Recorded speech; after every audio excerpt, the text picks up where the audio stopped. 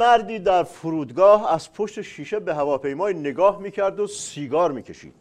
حکیمی به اون نزدیک شد و پرسید چند سال است که سیگار میکشی فرزندم؟ گفت 30 سال. حکیم گفت آیا میدانی پولی را که در این 30 سال خرج سیگار کردی جمع کرده بودی میتونستی با اون هواپیما رو بخری؟ مرد سیگاری پوکی زد و گفت ای حکیم آن هواپیمای شخصی خودم است. حکیم که بدجوری ضایع شده بود گفت شرمنده‌ام، یه نخ بده با هم بکشیم. حکایت راهنمودهای ضایع شده مقام عظمای ولایتی که اگه به جای تیم مذاکره کننده خودی به دشمنان راهنمود میداد شاید میتونست اونها رو به شکست بکشونه و داغونشون کنه، ولی متاسفانه دشمنان گوش نکردن. سوالاتم رو آقای دکتر با بحران اهواز شروع میکنم. مقام عظما در این مورد گفتن بعضی چیزا فوری فوت. آره خیلی فوری فوتی بعد از 1 هفته اینو گفتن. آره شاید هم فوت خودشونو گفتن فوریه. چرا اینطوری صحبت کردن که انگار از مقامات یک کشور دیگه شکایت دارن؟ اینو بهش میگن تاکتیک طلبکار شو، شاید بگیره ولی خب شاید هم نگیره. مرحوم ابوی یه رفیق کله خرابی داشتن، موقع دعوا اول داد میزد یه کوسه سیر به ننه بابای خودش فحش میداد، میگفت اینطوری طرف مقابل خل اصطلاح میشه و از لحاظ روانی از هم میپاشه. البته ما که همیشه پاشیدگی خودشو دیدیم. آیه دکتر این بحران مال محیط زیست بوده ولی کمیته بحرانشو با یونسی و اطلاعات و سپاه و اینا درست کردن، معلومه بیخداره.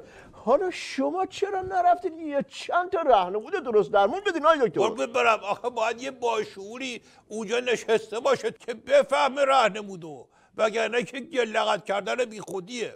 مرحوم ابوی همیشه میفهمودن بزن بهادو، عرض میکردم بله میفهمودن طرف داشت بنایی میکرد، ابزار کم داشت، رفت به همسایه گفت ببخشید استانبولی داریم؟ همسایه گفت نه خیر امروز قرمه سبزی داریم. روشن شد یا یه دوغاب بریزم برات کمچی روشن بشی. آیه دکتر کوتاه و تسی میپرسم علت سفر شیخ بری به کشورهای عربی؟ خبر زهرخوری، ولی برای همینم دیر شده.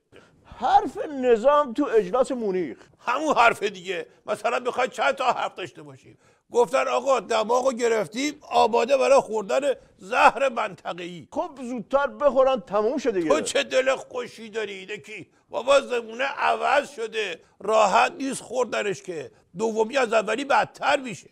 بچه برعکس همه بچه‌ها روز اول مدرسه گریه نکرد، روز دوم گریه کرد، چون روز اول بهش نگفته بودن که باید هر روز بره مدرسه. دکتر تو کنفرانس مونیخ هر کی از راه رسید یه نوکی تو سر این نظاممون زد.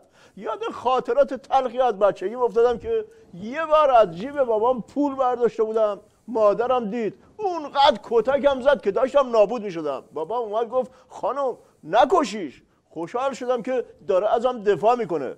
گفت نکشیش زنده میخوامش. تو کنفرانس مونیخ به نظام پریدن ولی بعدش تو خود نظام بدتر به هم پریدن.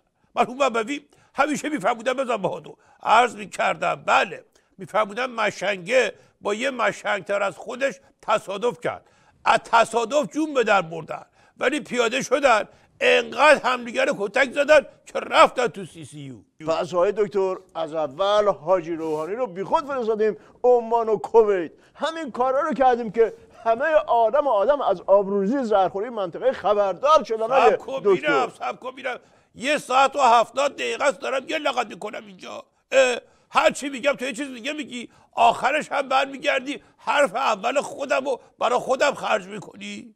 مرحوم ابوی همیشه میفهمودم بزن بهادو، عرض میکردم بله میفهمودم با بزرگ طرف که گوشش سنگین بود پرسید پسر جان به سلامتی کجا درس میخونی؟ گفت اهواز. با بزرگ گفت شیراز؟ پسره گفت نه خیر اهواز. بازم نشنید، دوباره گفت شیراز درس میخونی؟ گفت نه بابا بزرگ اهواز میخونم اهواز. با بزرگ گفت شیراز خیلی خوبه برای درس خوندن.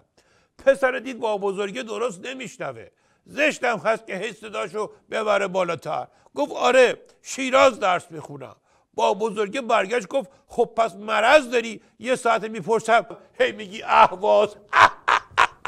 روشن شد جمشی بزنم که بری اهواز درس بخونی. آیه دکتر، من یه بکر استراتژیک دارم که اگه جایی لو نمیدین مجانا در اختیارتون بذارم. من میگم الان که دیگه اوباما نیست و دورانی عوض شده و هر جا میریم با چوب میذارن دنبالمون. کنفرانس مونیخ هم شاهدمه. بیام دیپلماسی منطقه‌ایمون رو فعال کنیم و با سفیدسازی سوابقمون مهر خودمون رو تو دل کشورهای همسایه بکاریم. یه جبهه تشکیل بدیم که همه برای حمایت از ما سر و دست بشکنن. چی میشه؟ این افقای در چشمانداز رو شما چطور میبینی آقای دکتر؟ خب من ببینم تو نبضت هنوز داره میزنه یا خدا رحمتت کنه.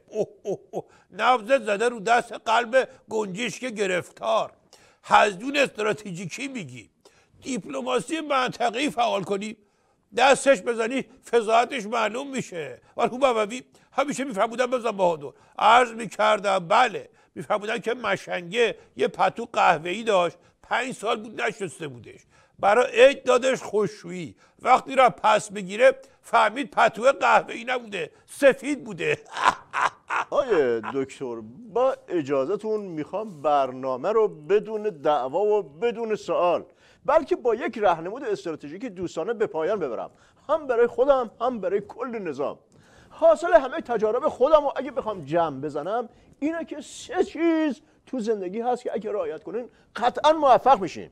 درخواستم اینه که برید تحقیق کنید ببینید این 3 تا چیز چیه. به منم بگین خواهشان، خیلی نیاز دارم. اینجوری هم نگاه نکنید من اگه خودم بلد بودم که الان اینجا نبودم آیه دکتر. وقتی که میخوای بحث استراتژیکی بکنی باید همون اول چکت کرد تو رو، وگرنه فرمونه که بدن دستت موقعی معلوم میشه چقدر کج و کوله رفتی که ته دره‌ایم. مرحوم عوضی همیشه میفهمودن بزن بهادر عرض میکردم بله میفهمودن که به طرف گفتن چرا موقع شستن ماشین از پلاکش شروع کردی؟ گفت آخه یه بار از سقف شروع کردم وقتی رسیدم به پلاک فهمیدم ماشین یکی دیگر رو شستم. آیه دکتر اینایی که گفتین رو تحمل میکنم و دعوا نمیکنم. نخیر بگو ندارم دعوا کنم، بگو اصلا دیگه نفس استراتژیکی برای نظام نمونده. چیزی برای مقام